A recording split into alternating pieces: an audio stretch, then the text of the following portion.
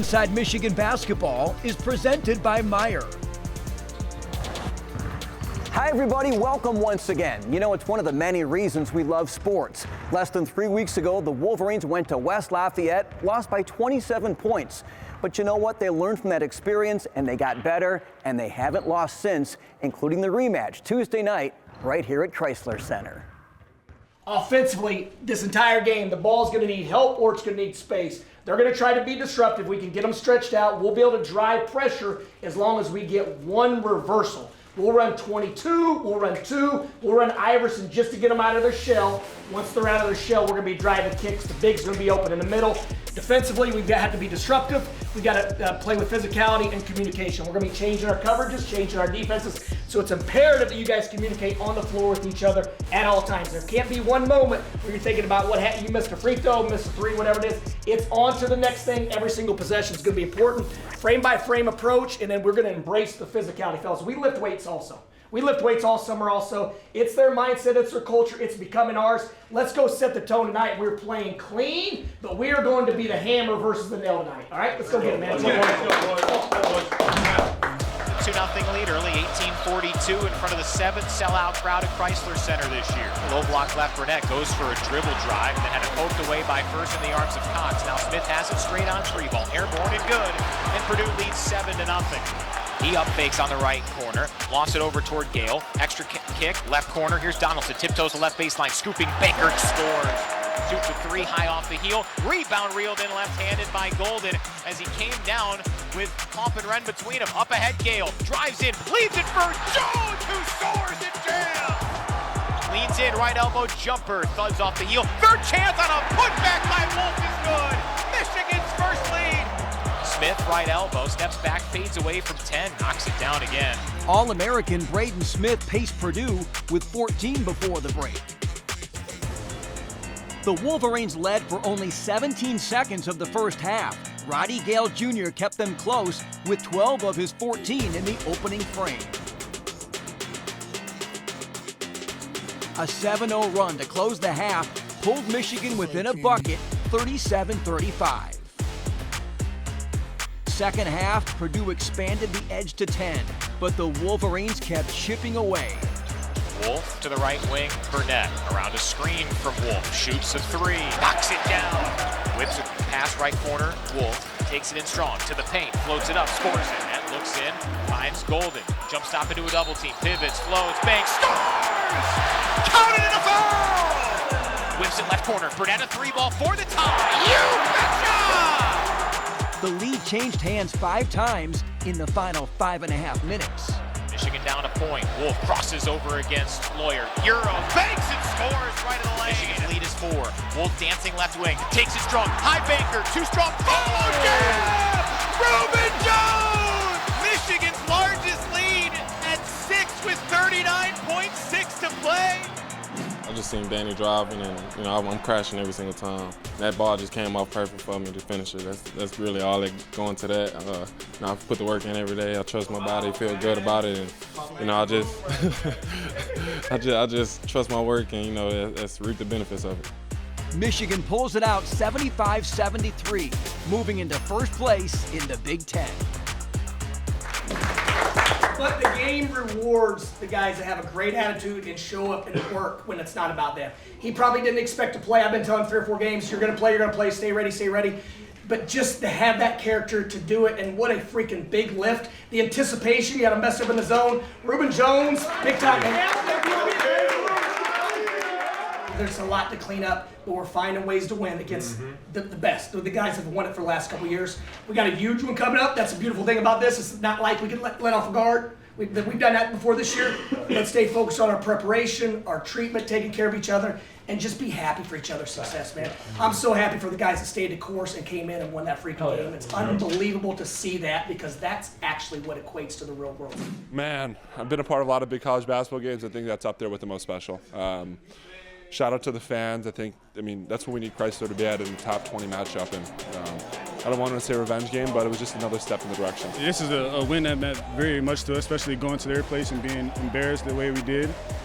Like, we knew that we needed to come in and be the physical team, and I think that we set the tone probably the last 10 minutes of the game as far as physicality and playing smart. Like I think we only had like 2 turnovers in the second half, which is very important for us. So I feel like we played sound and together for the first time, and I know we can build on that. We knew tonight that we had to play with a little bit of an edge, and we did so, and so proud of my teammates. Huge plays all around. After the break, we check in with head coach Dusty May.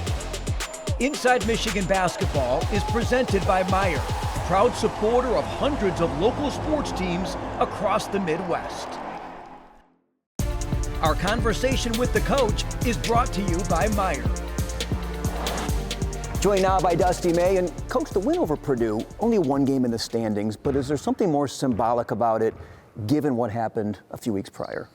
Well, yes and no. First and foremost, to beat a program like Purdue, who's been the standard of the Big Ten the last couple of years, is a testament to how far we've came in a short period. But there's so much work to do. But also, we've seen the low end of our performance at Purdue, and our guys were motivated, but it also made us better. And we've said since that night that how we respond to that is much more important than what happened during that 40 minutes. That's a game where you had to battle from behind most of the night. How gratifying is it when guys stay dialed in, they stay connected, and they're able to get that result?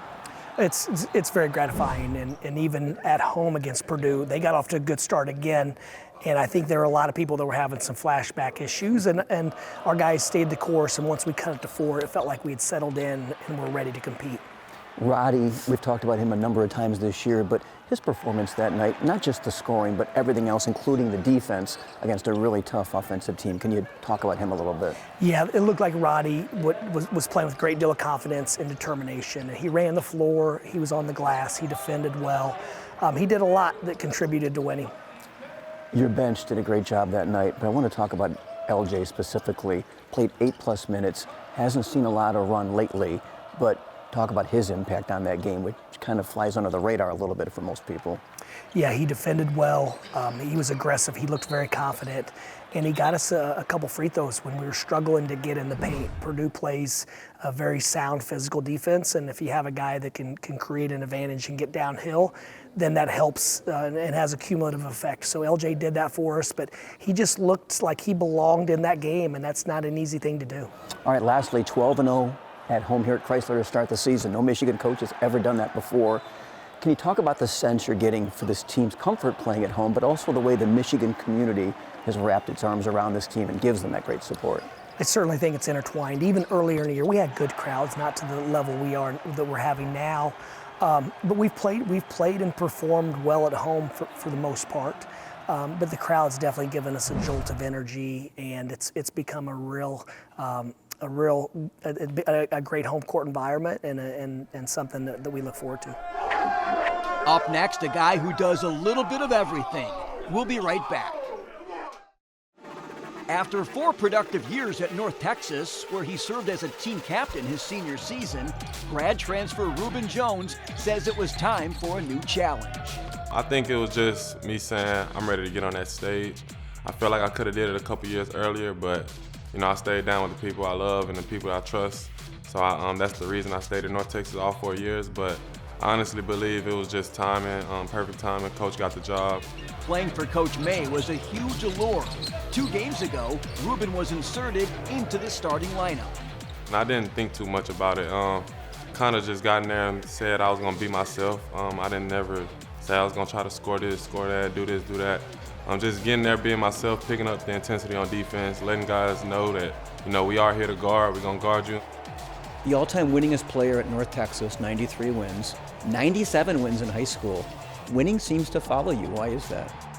I just do whatever it takes to win. I feel like whether that's defense, moving the ball, rebounding, whatever that is, winning. I've never been like a huge scorer, so I feel like winning the game is always going to be a plus for me. That team mentality came from playing with his friends and his older brother, who is 6 years his senior. I was never the best on the court. Everybody older than me, so I'm always passing the ball, trying to figure out ways to get on the court. So that was kind of my niche right there, just passing the ball, trying to figure out different ways to win. You win, you stay on. So I think that's kind of always been my bread and butter. I remember in 8th grade, I actually got an award for being the most versatile player on the court, on the team. And I think that just kind of stayed with me everywhere I went. Coach May has talked this year a lot about being more physical. What are your impressions of Big Ten basketball? It's definitely a physical game, and the refs kind of let you get away a little bit more. I mean, here, you have to bump if you want to play. Like, sometimes you have to bump every single play. And I think when I played mid-major, I got a lot of those fouls because I was kind of a more physical player. But now I think this is exactly where I should have been. What have you enjoyed most about this Michigan journey thus far? I learned a lot being here so far, and I think we have a great chance to win the national championship, and that's why I came here. Back with Coach to chat about Ruben. His versatility, Coach, just jumps off the page. How valuable is that to have a guy like that? Well, especially one that's won as many games and been a part of the success that Ruben's had over his career, including high school. I played at a legendary high school program, and then obviously the success they had at North Texas. And he was someone that we targeted right away that we felt like could help us accelerate our process and knew what winning required. But Ruben is a unique story that he wasn't able to train with us all summer and had some injuries early in the year. I think he even might have missed his first game of the season with an injury. So he hasn't had the practice time and the health that's required to play consistently over season. This is the first time he looks fresh, he looks healthy. His teammates really respect him. When he speaks, the other guys listen because of how he works and the character that he brings. At first glance, I don't think people realize his size. 6'5". Tell me how that can impact a game. Well, just it allows him to guard bigger players. He's able to get in the passing lanes and disrupt as far as deflections and things like that. But his instincts and anticipation definitely add to his athleticism. And when he's out there, you definitely feel his presence, especially on the defensive end. You mentioned his pedigree of winning. How does that permeate the program? Well, even immediately after inserting him in the starting lineup, when you looked at our quality possessions, at our best possessions, he was involved in the shadows. He was setting the screens. He was making the quick swings. He was making the connecting plays that great teams have. And he's just played his role extremely efficiently and effectively since he's been in the starting lineup. Keeping the Wolverines fit, that story when we return. Welcome back. Strength and conditioning coach Matt Eldred works with the players to sculpt their bodies and get them prepared to play at a high level. For me as a strength coach, it's fun to see like when athletes come in and you're in vision of what they could be, and with their input, with coaches' input, and then you see the final product. Like, that's really rewarding. Matt is from Eastbourne, England, about 50 miles south of London.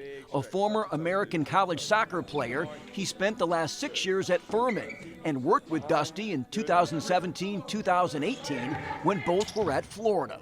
He's such a high energy guy. He's so, he's so about the process. He's always coming in the building with a smile on his face. And I think, when he would come in and he'd work out before and after practice, I'd always be the one that kind of would kind of be steering towards him and would train him and just really enjoyed his company. He's a really curious, inquisitive person. He always had time for me. It's like an open door policy. And I look back now, I was like, God, I probably annoyed him at times. I would just walk up there and say, hey, I got a question. I'd sit down and he'd be like, what's up? But I just loved his passion and his energy. Connecting with the players is vital. I asked Eldred how he does it so well.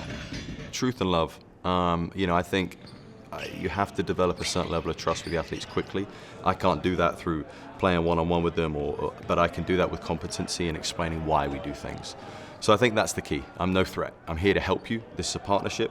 Any input you have into your program, do you feel quicker? Do you feel slower on the court? Like, what do you want your body weight to be? Like, this isn't, I'm in the driving seat. I want you to be in the driving seat. I'm in the passenger seat.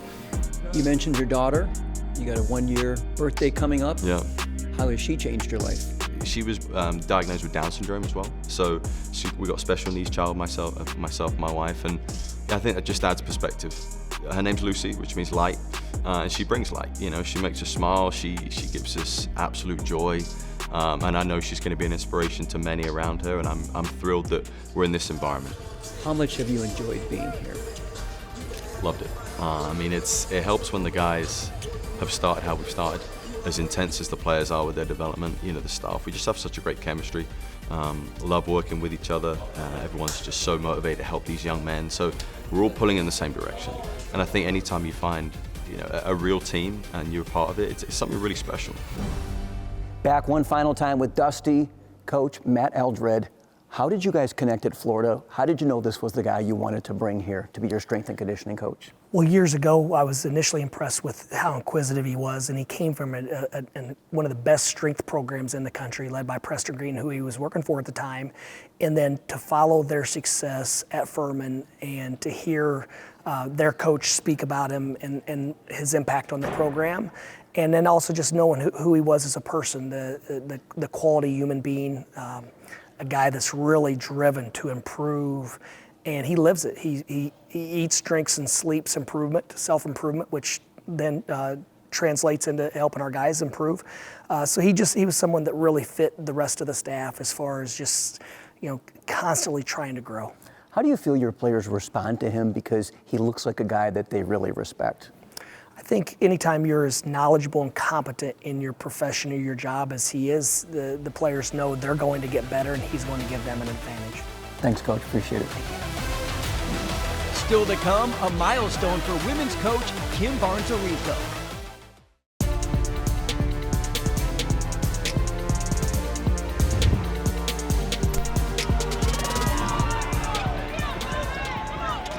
The women opened their week Sunday with a win at number 20 MSU. Down 5 after 1, the Wolverines came alive behind a 19-3 run to start the second. Freshman Silas Swords led the way with 19. Fellow first-year standout Olivia Olson was next with 14 points and 7 rebounds. Michigan led by 4 at the halfway point. MSU rallied to take the lead 3 minutes into the third, but Michigan leapfrogged right back on top and never trailed again. Another freshman, Mila Holloway, was the third player in double digits with 10. The Maize and Blue win 71-61 to split the season series.